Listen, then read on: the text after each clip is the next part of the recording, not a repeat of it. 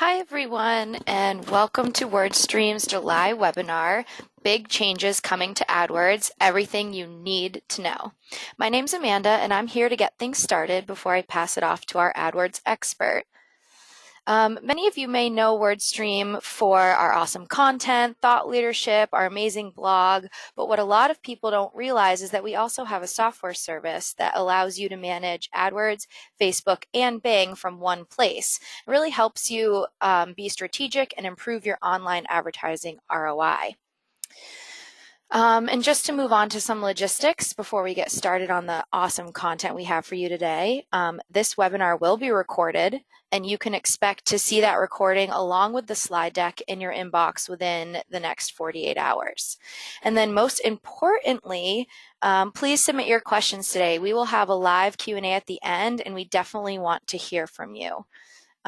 Without further ado, I'd like to introduce our AdWords expert, Mark. Awesome, Amanda. Thank you so much for the introduction. Guys, Mark Irvine, Senior Data Science here at WordStream. I've had the pleasure of being at WordStream now for just my 5-year anniversary last week. So really thrilled continuing this ride here, 6 years in the industry here. And over the past 3 years, had the distinct pleasure and honor of being voted one of the 15 most influential PPC experts. So really happy to join you guys here. Recently got into Boston from a big event yesterday where Google's made this announcement, a lot of announcements, over the course of effectively 2.5 days while we were out there. But I wasn't the only one, of course. There were multiple agencies. This marketing live event generally fields about 200 of the top agencies, partners. There's media and press, not just from all around the country, but all around the world. I think that there were over like 140 countries represented at the event itself. So it's a huge event. It's generally kind of the thing to talk about for the next year. So I'm really thrilled that WordStream was able to attend, but also that you guys were able to be on this webinar today. It's one of those things like you never really know what Google is going to announce at this stuff until they make this announcement. It's generally what they're going to go to market for the next year or so. They're effectively sharing like their product roadmap with us for the next year. And I remember I was at the event last year, and last year Google had this huge focus on what they were going to be doing, and their big focus last year was around audiences. And so they announced at this event, and then over the past year, they introduced a number of solutions, all based around what they were going to allow advertisers to target on the SERP and their search campaigns, their display campaigns, YouTube, etc. So we saw them announce last year YouTube remarketing targeting in search. We saw them announce in-market audiences for search ads, which was released about a month ago. In September, they rolled out life event targeting for people who are getting ready to move, graduate college, get married. And we also saw a lot of improvements to the remarketing space. We saw the ability to cast surveys to people on a remarketing audience. So there was this huge focus, and Google makes these announcements, and they make these announcements about a year out with plans to go to market. This year, there wasn't as much conversation about these audience solutions, but we get a good idea of what Google's looking at doing over the next year to their platform. And this year, large changes announced. Google's focus this year, the theme across all the sessions, across the keynote and across a number of their smaller product-based sessions, was that they really wanted to make advertising simpler and smarter. And so over the past day, they announced a lot of things. I want to spend a lot of time talking about some of these larger announcements, but by all means, I know that the keynote itself was maybe an hour long. I've got an hour to talk to you about everything that we've talked about for the past couple of days just here now. I'm going to do my best to summarize all of this stuff, but please, I've got time booked at the end. If you've got questions, if you want to ask anything else about what's on the roadmap, We're held to some non-disclosure agreements, but I'd be happy to dive into any questions or speculate more on what all of this means. So please open up the Q&A. I really think that there's much more to get out of this by answering ideas you might have rather than me just talk about like my initial reactions to the stuff. And I know that I'm a lot of people's pregame to a big Croatia-England game at 2. So I'll be sure to get as much content in early as I can, but I want to save a lot of time at the end for questions. So with that, very first big thing that they announced. This is probably the largest thing that every advertiser is going to see and have to respond to over the next year. That's responsive search ads. If you've never heard of responsive search ads, there's a reason for that. This is something that's brand new, and it's just been in a very silent beta for a long time. WordStreams has had access to this beta, and we couldn't even say anything about us having access to it because this has been that kept under wraps. But so responsive search ads, it really feels like a mind trip for me because I remember 2 years ago, I literally copied and pasted a slide from a very similar webinar 2 years ago at the same event where Google made this announcement. Here, I've got like just straight up, this is the slide from a webinar 2 years ago talking about this announcement at this event with both Erin and I seeing this kind of announcement unfold. And it was when Google made this announcement for expanded text ads. And 2 years ago, that was insane. This was brand new. It was 160 characters compared to the 90 character ad formats available at the time. It was 50% larger than any other ad that we had ever seen. So the reaction to this was huge. It was considered the largest change to AdWords ever in the 16 years leading up to this. And somehow, even though that was the largest change ever at the time, this one is so much bigger. Responsive search ads, not 160 characters. We're looking at search ads that have a 300 character max limit. And that's, if you do the math on that, that's 90%, almost twice as large as ETAs. So I remember in 2016, we said it was the largest change that ever happened, and this is twice as large as that, quite literally. Over the past 2 years, we've had to go in and change every single search ad, relearn best practices, really stay up to date, see what was working, do so much testing. This begins that process all over for us. So part of me is very, very excited, and part of me is so afraid about the amount of work that's ahead of us as we begin to approach these responsive search ads. But just to kind of go into like, what do these 300 characters all look like? So responsive search ads can serve up to 3 headlines, which is one more headline than the current expanded text ad. Again, so that's an addition of 30 characters. We still have the same kind of URL fields where you're going to take your final URL. This is going to send to a website. You're going to use your domain name. And you have those 2 optional 15-character path fields. But in addition to all of this, we have up to 2 description texts. So rather than right now where you have 1 description and that is 80 characters long, we have that an additional description line, which includes 10 more characters each in it. So now we have 2 lines of description, and each of those characters can be 90 characters. Sorry, each of those descriptions can be 90 characters in length. So right there, all said and done, between that extra headline of 30 characters and an extra 10 characters in each description line, we're looking at a gain of 140 characters. So we're effectively looking at adding in an extra tweet in length to each of our ads here, which is 300 characters all said and done. So these ads, they are bigger and they're expected to perform better at the end of the day. Google says that responsive search ads get about 15% more clicks than any other ad format on the SERP right there. And so that's huge, particularly as we start talking about the click-through rate of our ads. No one ever wants to write an ad that has a poor click-through rate or people aren't responsive to. Oh, these responsive search ads are literally doing that. They're getting the response from people. And so because they're bigger, they're better, they're taking up more space on the SERP, of course, but we're also seeing them naturally perform better. In our internal beta tests, we're seeing a lot of clients who have access to this tool really performing appreciably better than what they were able to do with their expanded search ads. But the real strength in responsive search ads isn't just the fact like, hey, yes, they're bigger, and yes, that's easier to work with on the SERP. There are a lot of obvious benefits to this kind of format. But we actually see that where responsive search ads are performing well is they're getting a lot of new messages out there.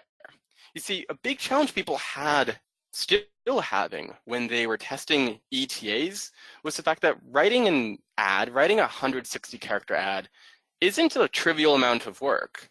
So a lot of people were, running one ad in each ad group. Maybe they were running 2 ads in each ad group. But very, very few people, less than a quarter of all people, were really running multiple ads per ad group, running 3, 4 ads per ad group. And we would be optimistic if someone was running 4 or 5 ads. That was seldom, that wasn't the case all too frequently. And as we all know, as advertisers, as marketers, we're not going to nail everything on our first try. We're not always going to be able to serve the best ad to all people because someone searching for this keyword for refrigerator repair, well, they're all very different people. Someone who's searching for a refrigerator repair, the sentiments and the feelings about that search vary a lot between people like homeowners and renters.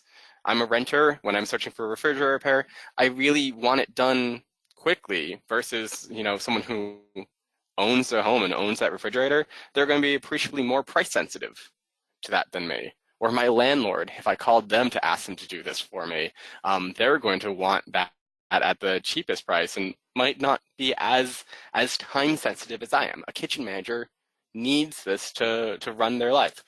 Take not just these personalities and these kinds of search behaviors, but also add in device or time of day.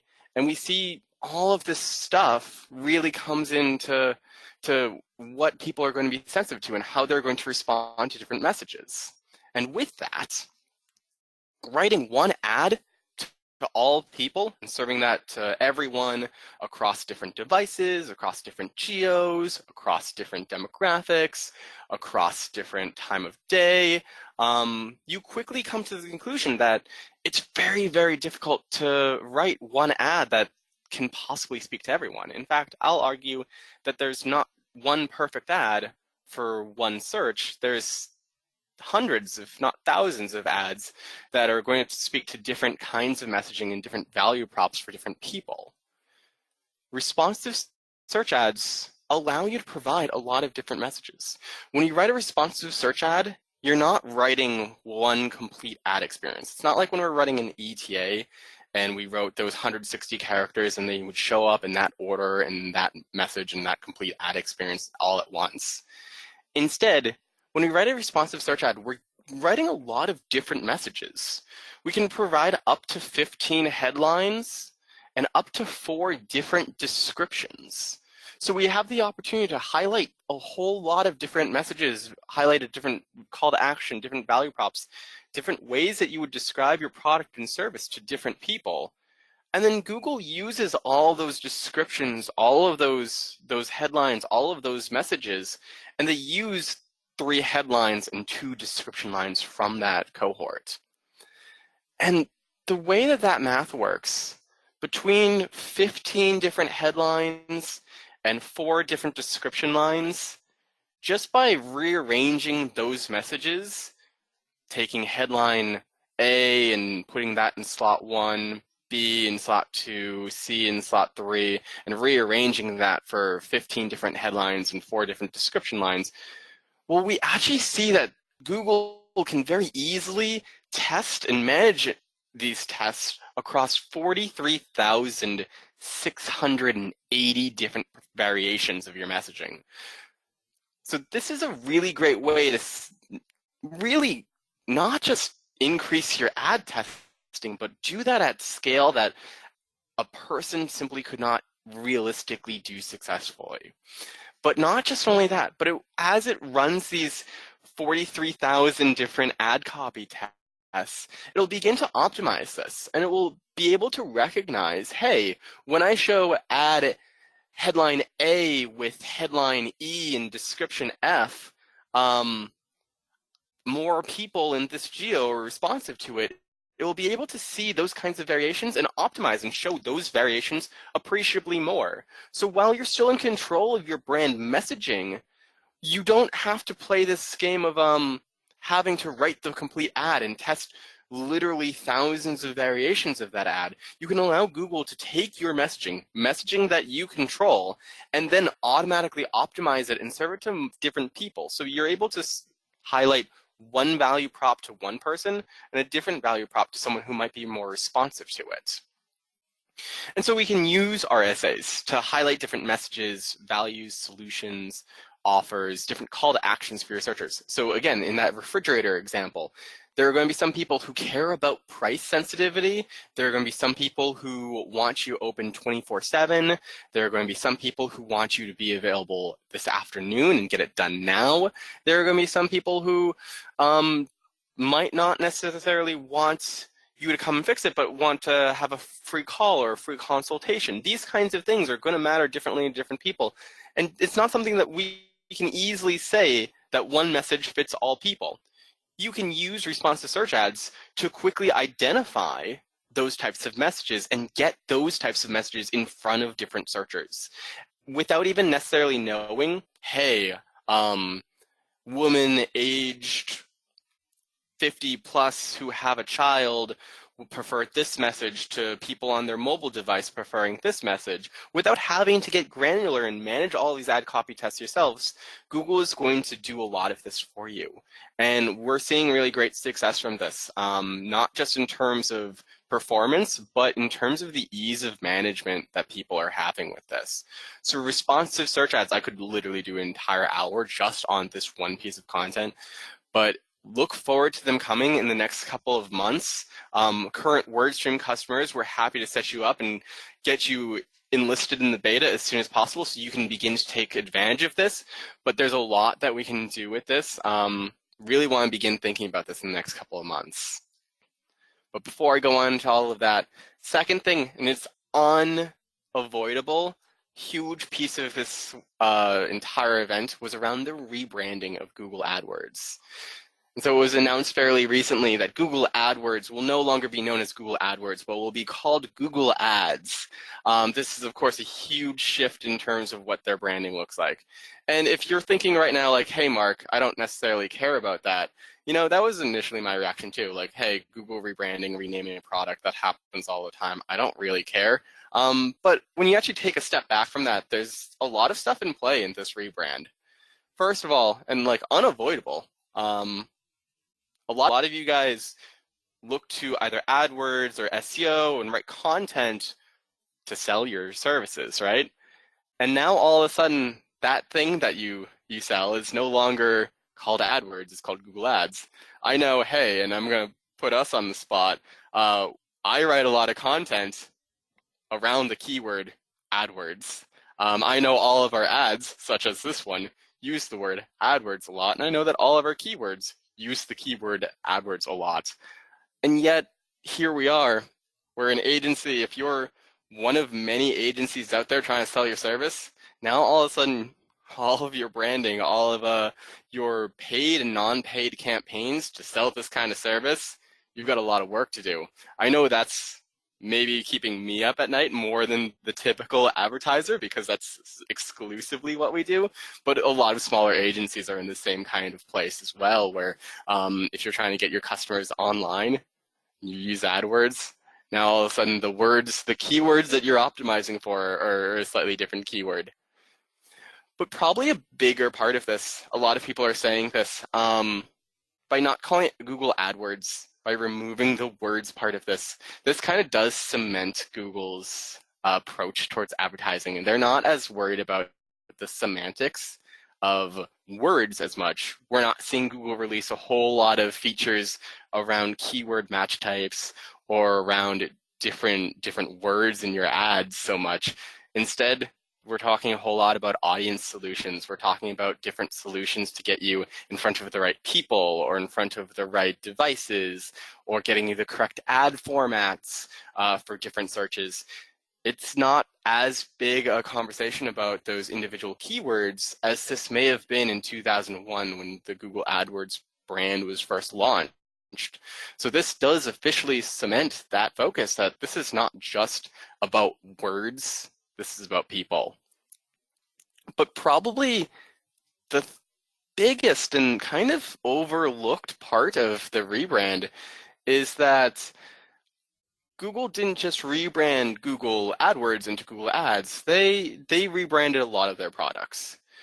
So you look at DoubleClick and Google Analytics 360, there were a lot of smaller products that Google owned and operated, and those are all combining, and they're all becoming the Google marketing platform.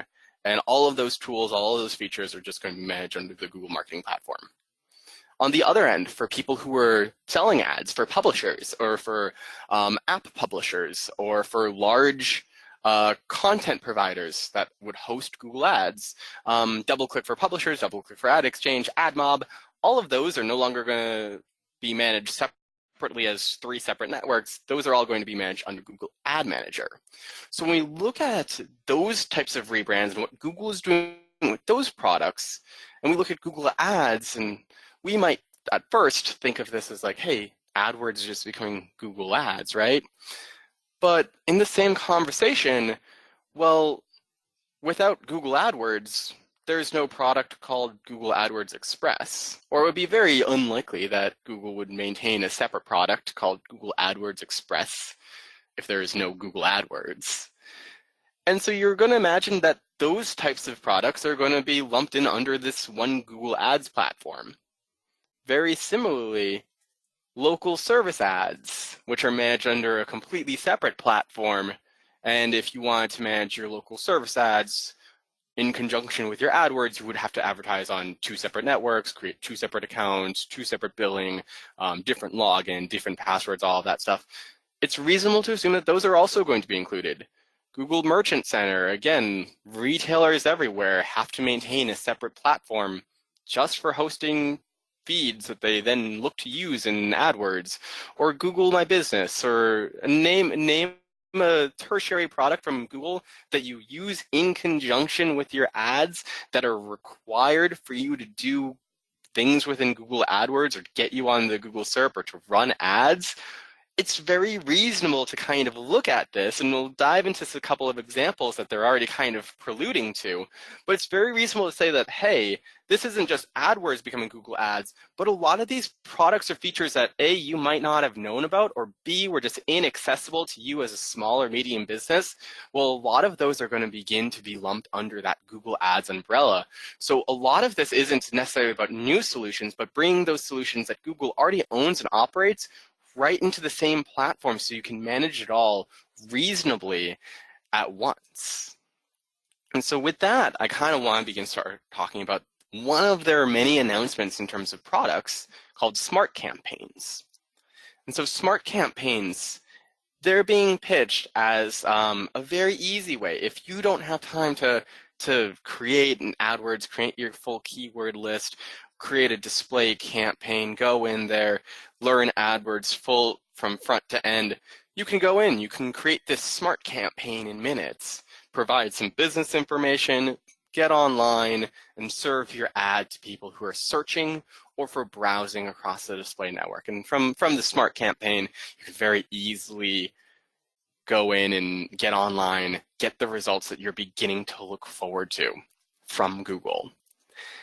And when you say it, like even when they begin phrasing this kind of content, that sounds like a product that exists today. And those of you who have ever been in AdWords Express might be familiar with it. It's the exact same thing that Google AdWords Express does today, did for the past couple of years. And when we compare a screenshot from Google AdWords Express on the left here to a screenshot from Google Smart Campaigns on the right, we can see that there's a lot of familiarity between the two of them. It doesn't look like they created a brand new product for this. In fact, if you want to get a little snide with it, a video that they showed during the keynote for these smart campaigns was literally the exact same video that they had been using to market Google AdWords Express for a while now, but edited in with a different name for smart campaigns. That kind of tells us that their plan for this isn't necessarily to go and create a brand new product, but instead bring this existing AdWords Express product into the AdWords interface and allow people who are in AdWords Express to begin to play around with different tools that are in AdWords, or for people who might have had a better experience in AdWords Express to create that type of campaign directly from one interface. So it is no longer two separate ads, but here we can begin to manage these two together in one place. A lot of people have had success with AdWords Express, but probably as many people were frustrated with the lack of features and lack of control. So this is a very easy way to take your Express accounts and really, upgrade them, get them into AdWords, get doing a lot more with your campaigns than necessarily just these combined search and display campaigns. There are a lot of features for this. Google announced that half or 45% of small businesses might not even have a website, and even more might not have a quality landing page to send their traffic to. Google is looking to help these small businesses by creating simple landing pages for these small businesses so they can begin really getting the most out of their marketing and get the ROI, not just from getting clicks to their website, but by getting people online and hopefully taking action with their business. Next, local campaigns. And so Google announced that it was looking to create these local campaigns to make it easier for brick and mortar businesses to track in-person store visits and purchases. Today, Google will do some work around geofencing and around tracking in-store visits and all of this stuff, but it's something that's reserved for places that get a lot of foot traffic or large retailers or have a whole lot of that data. For small, medium businesses, that's not always the case. So Google is effectively in this local campaign making a commitment that it wants to bring those types of metrics, those types of ideas of how your online advertising is affecting your in-store business to a lot more people. And with local campaigns, it's not just about how you measure those types of actions, but local campaigns make it easy for advertisers to show across the Google search results like we're familiar with, but also get them on maps with those pinned locations. As people search in Google Maps, almost as frequently as they search in the Google search results, or with page places, or on the display network, or even on YouTube. Previously, this would have taken 5 separate campaigns, all targeting different places, and then you might not fully understand the full ROI of that YouTube campaign in terms of who's coming into your store, who's purchasing in your store, rather than online. Now we'll actually begin to see those types of iterations within our online campaigns, how it's affecting our physical locations. Up next, talking about automatic feed management. And this is something that I personally am very excited for. You see, if you're not familiar with a feed, it's a huge part of a lot of product-based or a lot of retail-based businesses. So if I were to do a search today for a Bruins jersey, I'm always a huge Bruins fan, at the very top of those search results, I see those shopping ads. And those are different from the traditional paid search ads. We all know how paid search ads work, where we buy that keyword and we show up there, and all of that's managed in one place within AdWords. Shopping ads are a little bit different. And shopping ads require a linked Google Merchant Center account. So very similar to how someone would search for Bruins tickets, how that search term then matches out to that particular item is that it's linked to my Google Merchant Center. In that Merchant Center, there's an item about a Bruins jersey, and that then sends them to a landing page. And just to get that extra step of iteration, that integration with the Google Merchant Center, advertisers have to go in, they have to create a lot of feed information. For each individual product, they need to provide a title or what that item is, a description of that item, a link to that item, a link to an image of that item, the price of that item, its availability, its condition, new, used, an ID for that, as well as a global trade identifier number. And that's not too much work necessarily for this one Bruins jersey, but as we begin to talk about 10, 100, 1,000, 100,000 different SKUs, if you're trying to sell more than just one product, this becomes a huge laborsome task for people to go in and get all their entire website necessarily online just to use this type of shopping ad format.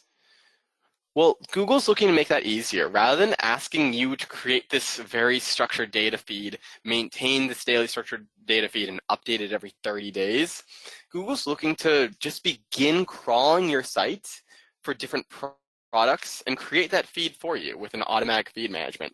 So you're going to be able to go online, just tell Google what your website is, tell them some information about your products in general, and then Google's going to be able to automatically pull a lot of the structured data for you so that you don't necessarily need to create like 10 different entries on a data field for each individual item you sell. Hopefully Google will be able to come in here and create that feed for you and understand that the content on your site responds to products that you're looking to sell. So now you don't necessarily need to go through all these hurdles just to get your feeds online and to get your shopping ads online, that you can now take your very large product line online, have those be shopping ads without having to worry about that feed management process.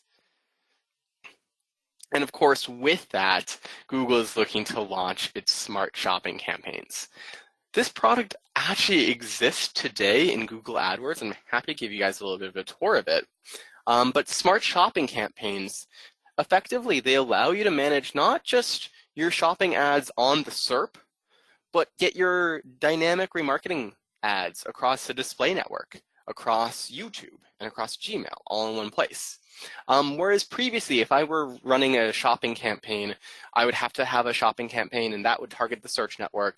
And then I'd have to create a display campaign, set that up for remarketing, set that up for dynamic remarketing, bring in that same data feed and create that in the display network, do the same in YouTube and do the same in Gmail. I would have to be a product expert across all 4 networks effectively, and then assign a different budget and different goals and manage these campaigns all separately from one another. The smart shopping campaign takes the same feed, gets it all on the same on the 4 networks at once. So I don't necessarily need to manage 4 separate campaigns and be able to optimize 4 separate campaigns all at once here. Instead, I'm just going to provide Google with that feed, a budget for that entire campaign, and then I'm going to set a goal, generally a return on ad spend goal for the entire campaign. And then Google is going to look to begin to make these optimizations for me. So knowing the fact that I have individual products, each with a different return, each with a different sale price, I don't necessarily need to go in and adjust those bids at each product level on each network for each ad format every single day, like I would with these 4 separate campaigns. Google's looking to make that easier so that you can get online and manage this, quite honestly, cross-network campaign without having to get as granular into each individual bid here.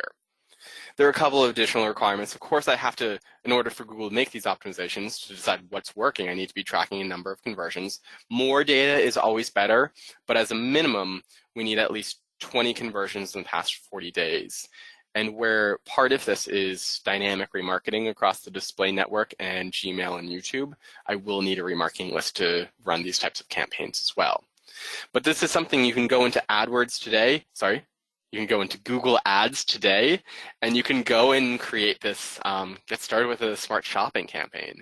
And already we're seeing a lot of people who were either turned off by shopping or not having the greatest results with shopping, doing a lot better with this type of ad format than necessarily the old product-based campaigns. They're also enabling a number of new goals for these campaigns. So rather than just tracking these purchases made by any customer, I can now begin to track, or Google will make it available that we'll be able to track in-store purchases, who's visiting my store and making these purchases after visiting this campaign, or if I'm acquiring new customers from this. Of course, I frequently search for products that I already know and love in my household. I bought Swiffer pads online. I'm not a new Swiffer customer by any means, but if you're looking at measuring the acquiring new customers, if Swiffer is getting new people to try their products, that's a slightly more valuable purchase than just me buying new Swiffer pads than previously. So there's a lot that I can do here to see if I'm acquiring new customers, in-person customers, or just repeat customers online. And finally, huge opportunity for a lot of travel customers here. We talk about hotel campaigns. And hotel campaigns, hotel ads, or at least, aren't anything new.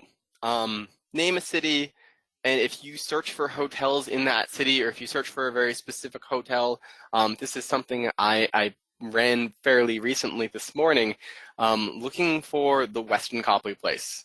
We're right across the street from the Westin Copley Place. And then, of course, there are a number of traditional paid search ads, people bidding on that keyword, serving that text ad at the top of the page. But to the right, you do see some more details, some prices, hotels.com, Westin.com, booking.com, TripAdvisor. They're all selling rooms at the Westin. And I can come in and I can change the availability of those dates. I see some offers, some sales, and yep, those are all ads there. So I can just book a room directly from the Google SERP. Of course, this is really exciting. If you're a hotel retailer, that someone's searching for your hotel, you'd love for them to book a room, right? This isn't something new necessarily. It's something that a lot of people, a lot of large advertisers have been able to do for a couple of years now. But that process is really difficult. You see, if you wanted to go in, if you really want to get your hotel listed today, you would have to have 3 separate integrated feeds. First, you have to have a listing feed, which looks exactly like this to the left. You have to give us your hotel name, your hotel ID, your address, what types of rooms are available, how many rooms are available, all of that information, whether or not you're pet-friendly, AC, handicap accessible, all of that information, all about each listing within your hotel. So if you've got 50 rooms, we're of course talking 50 separate listings here. In addition to those listings, you would have to create a price feed. And so that price feed tells me what price each of those rooms are every single day of the year. And depending on whether or not I stay 1, 2, 3, 4, 5, 6, 7 nights at that hotel. So if I am checking in on Friday and looking to leave on Tuesday, well, I need a specific price for that room for that many days on that start date and on that end date. And that, of course, is going to bring those 50 rooms up to about 600,000 different price points over the course of 365 days, depending on how long someone stays there. And each of those rooms, each of those days is going to have a slightly different price, and you're going to have to manage that. Finally, you need to create a point of sales feed. That point of sales feed effectively tells me which rooms are booked and whether or not someone is canceling that or not. Google wants to make sure that someone who books that hotel room on their page can actually stay there so that you don't overbook your hotel room. You don't have 3 people staying in the same luxury suite when they all show up. So this is just making sure that those are all available after they complete that purchase. And so, of course, this is a lot of technical backend. It also becomes increasingly important that all of these feeds can talk to one another. That if one of these rooms is unavailable, that's reflected in the price feed, and if someone books it, that's reflected in the other feeds as well. If your prices are dependent upon your availability, as most of them are, then those two need to talk to one another. This is a really technical process. And I remember once I was telling a customer who was very interested in getting hotel ads live that they would have to go and create these separate feeds, manage it on a daily basis to make sure that they were all correct. And I gave him these resources to get started creating these feeds. And the next day he was on Expedia because they would do it for him. So they would rather sell, a lot of small hotels would rather sell through Expedia, hotels.com, booking.com, rather than go through and try and manage this technical process, because a lot of these larger retailers have this technical back-end capabilities. Hotel campaigns are looking to simplify this. Rather than necessarily having to go in and create these separate feeds, these 3 separate feeds, they're looking to depreciate a lot of this technical backend so that more small retailers, more small businesses can get online and show these hotel ads directly from the Google AdWords interface without necessarily needing to be an engineer in the back end. And I'm really excited about that. A lot of similar types of products, when we talk about like airplane ads, have a very similar kind of integration. A lot of smaller industries have very similar problems in terms of getting number of feeds in one place.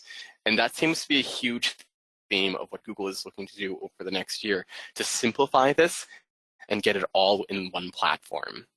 And so I'm really excited for a lot of advertisers to be able to get started with this. But before I do, I want to just open the field up to a couple of questions and share a special offer with you guys for today. Sure. Thanks, Mark. That was awesome. We had so many questions come through. But yeah, before we get into that, I want to just put our special offer up on the screen today. As I mentioned before, WordStream can help you manage all of these changes, and we have so many awesome AdWords consultants here that are certified and experienced. So we just wanted to offer you an account review with one of our certified experts. With all these changes, it can be really hard to stay on top of your strategy and make sure you're improving ROI. So why not let our experts do a little analysis for you and see where you can improve. So while you're taking some time to answer our poll, let's go through some of the questions that came through. People were super interested in responsive text ads. One of the main questions was about where they are in placement on Google Ads. So are they at the ad group level, or do they just negate the need for ad groups altogether because they're doing it themselves? Yeah, so think of the same structure that ETAs live in today. This is effectively just a brand new ad format. Those of you who have been around long enough to transition from standard text ads to expand text ads will get ready for that game all over again with responsive search ads. They're, again, hosted within the ad group there. And the idea here is that rather than having to create, like we always say it's a best practice, it's been a lot of work to get multiple ETAs in each ad group. Here you don't need to look at getting multiple responsive search ads in each ad group.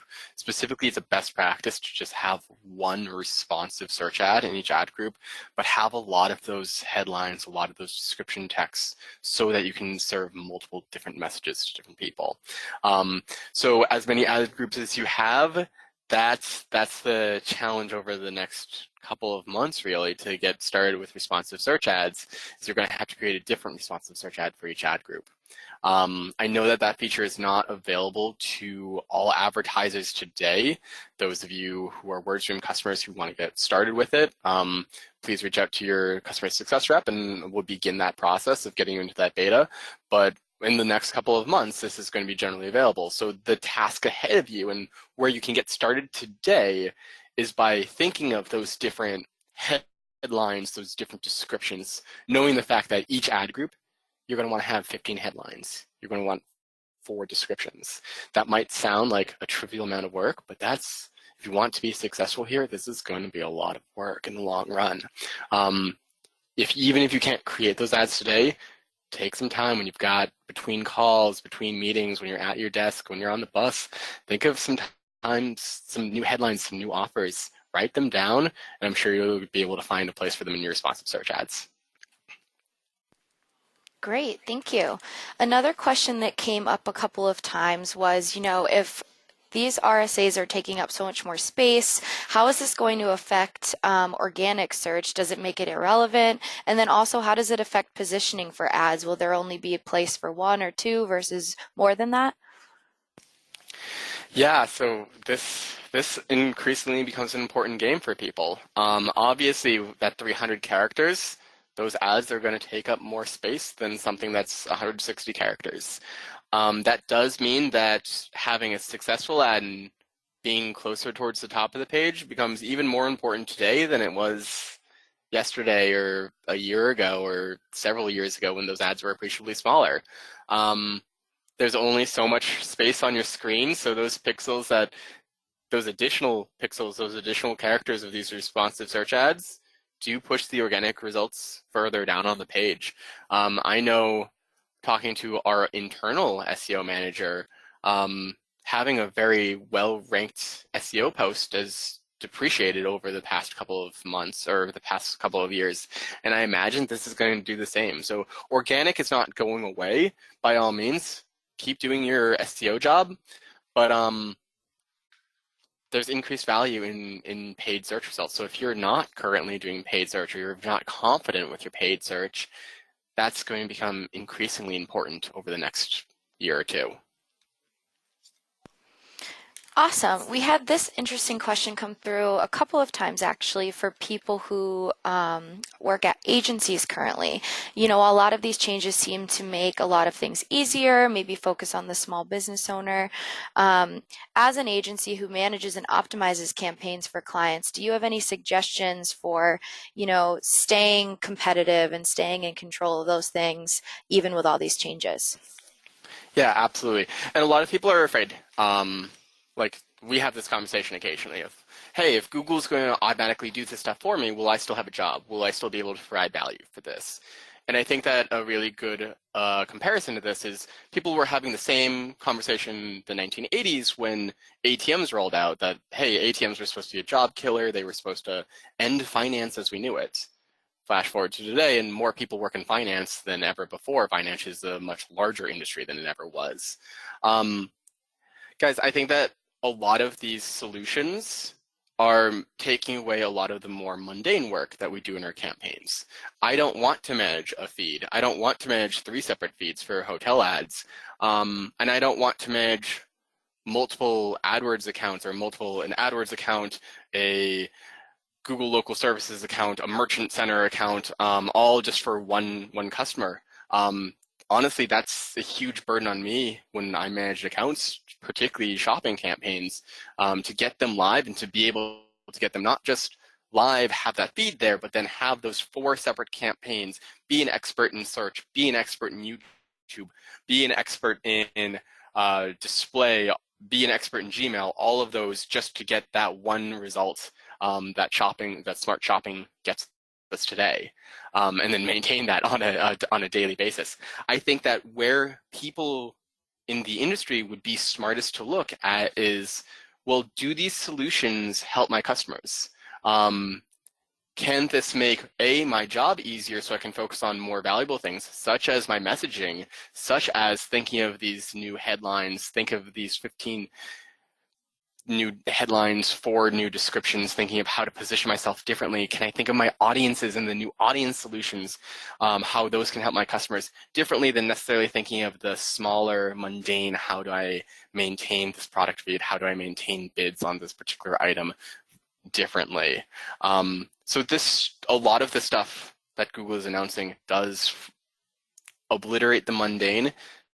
It does not obliterate the smart decisions that are needed to be a successful account manager here. Awesome. And then we also had a question come through about the shopping and e-commerce ads. Is that just for tangible products right now? And will Google ever consider using that for services or vouchers, things of that nature? Yeah.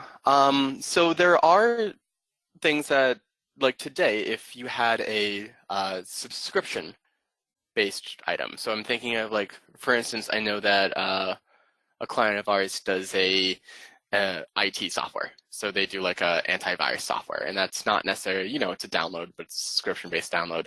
And you can have that online with these shopping ads today as well. So yes, this will go into the intangible down the road. Similarly, like you look at the same ideas around hotel ads or around airfare kinds of ads. Those are the same kinds of feeds that feed in, and that ad format is slightly different, but the backend is very similar, where you're managing a feed and just managing all those prices and all those variables that go into someone booking a hotel. Today there are very similar products, again, that might sit outside of Google AdWords, but could potentially be brought into a Google Ads platform, such as local service ads. Local service ads work on a very similar basis where I give you a lot of information about my business, my licensing, my guarantees, background of my employees, criminal background of my employees to make sure that they're all safe, that I can send a locksmith or a plumber into anyone's house without having them worry about that experience. A lot of that data in the back end, and then these plumber ads will appear at the top of the search. So if you do a search on your phone or your desktop right now, and you search for plumbers Boston or plumbers near me, you'll likely see a number of different ads at the very top of the SERP that are slightly different than your search ads, of course. At the end of the day, providing a service rather than that physical product.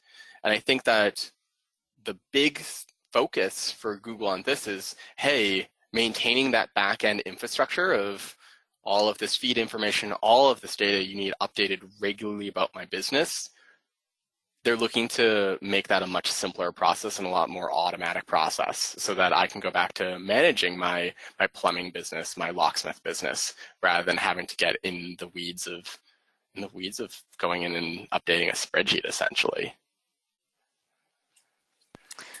Great. And one more question, I guess, that we can go through is, if Google is doing all this testing and kind of being smart about which ads it's putting up on the SERP, how will I be able to see which ad combo works best and do some personal optimization myself? Yeah, absolutely. So what I can say right now is that reporting, that asset level reporting, at least in beta stages of this product, is not yet available. What that does mean is that, to your point, as you run these types of tests with your RSAs, it remains important to be doing your own manual testing on your ETAs. ETAs are not going away. They have not announced that ETAs are going away. In fact, Google has asserted that it's the best practice to keep your ETAs running today. And we know that it's not just a best practice to have one ETA, but to have multiple ETAs. This can be a really good opportunity for you to test different messages within your ETAs and see what ads you have that are well performing. We in fact have a report that if you run the Google AdWords grader, it will provide you with your very top messages, your very top ETAs, and what messages generally resonate more with people there. You can use your ETAs to kind of guide what messages you include in your responsive search ads and vice versa. So I think here it's not, or at least right now in a beta testing phase, there's not as much reporting on the testing that's going on with responsive search ads. So if that's something that you want to be on top of, it's something that you need to continue to do within your ETAs and understand what messages are working best there. Awesome. So it looks like that's about all the time we have for questions today. Thank you everyone for attending. We hope you enjoyed the content. And just to reiterate again, this session was recorded and you can expect to have the slide deck and the recording in your inbox within the next 48 hours. Thank you. Awesome. Thank you, everyone.